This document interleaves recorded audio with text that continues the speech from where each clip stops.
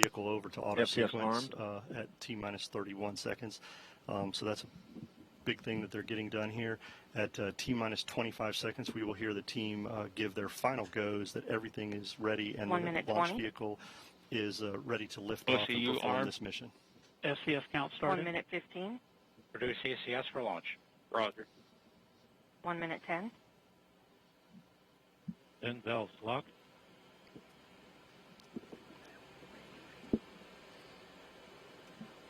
One minute. Rock, report range status. Range green. That's good to hear, Joshua, right there. Public safety there is accounted for, the FCS system. There you see on your screen a beautiful shot. The skies look great. There's little wind happening. You'd be able to see more of the venting. If there were wind, the trail of that venting. So we're ready to go. And actually, that's an important point. The reason we don't see that venting is the vent valves have been locked up to put flight pressure into the tanks. And as we just heard, they're stable at step 3, which means the tanks are ready to go. And here at about 5 seconds, we will hear the team ECS reduced for launch. Give their final go. 25 seconds. Status check. Go Atlas. Go Centaur. Go Mars 2020. There we go. We are ready to go lift off this morning, Joshua.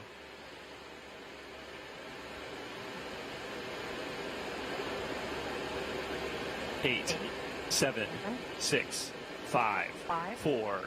Engine ignition. 2, 1, 0. And liftoff.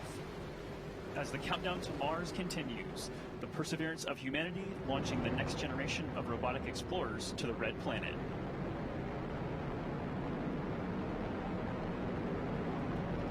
And Atlas TU has gone to closed loop control.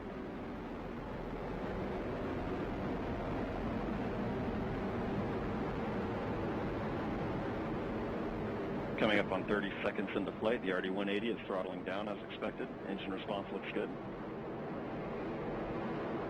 And Mach 1 Atlas V is now supersonic.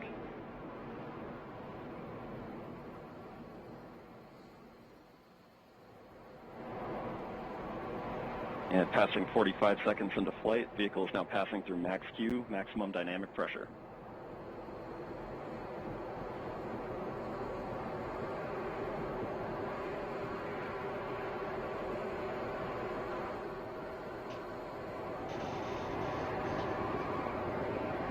Passing 1 minute into flight, the RD-180 is throttling back up as expected. Engine response looks good.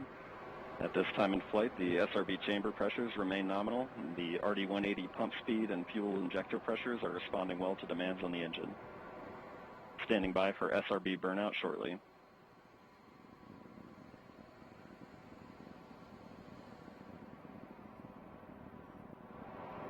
And we have burnout on all 4 SRBs. Burnout pressure signatures look good. Standing by for SRB jettison shortly.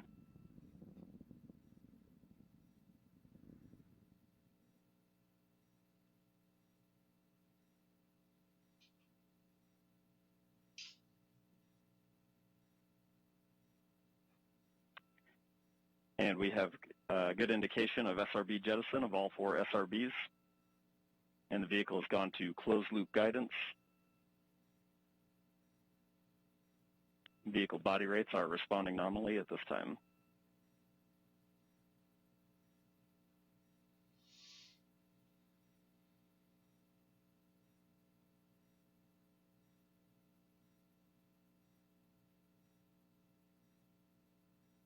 And coming up on 2.5 minutes into flight, the RD-180 is throttled down slightly as expected. Engine response continues to look good. At this time, the vehicle is 50 miles in altitude, 85 miles downrange, traveling at 6,000 miles per hour.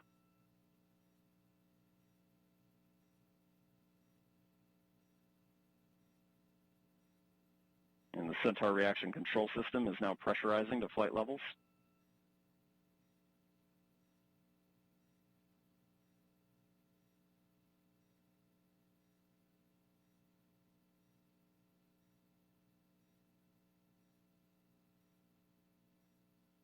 And just past 3 minutes into flight, the RD-180 is now throttling to maintain a constant 2.5 G acceleration limit for payload fairing jettison.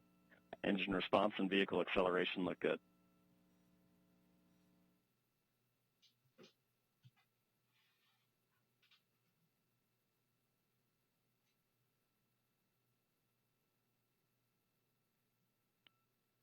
we have good indication of payload fairing jettison and Centaur forward load reactor deck jettison.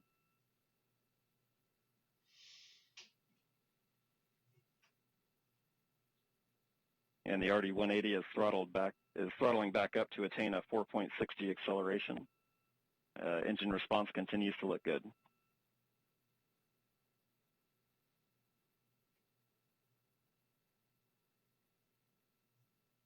And Centaur has begun the boost phase chill down sequence to thermally condition the RL-10 for operation.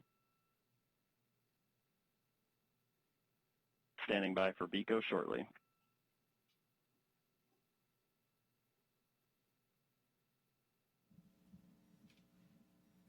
BECO's the call for booster engine. And we have BECO, booster engine cutoff, standing by for stage separation.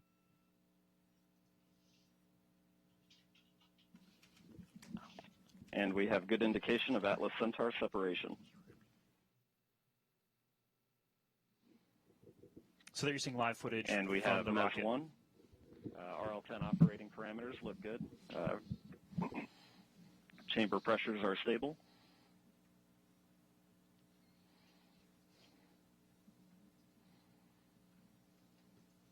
This will be the first of 2 burns for today's mission. This first burn will be approximately 7 minutes in length.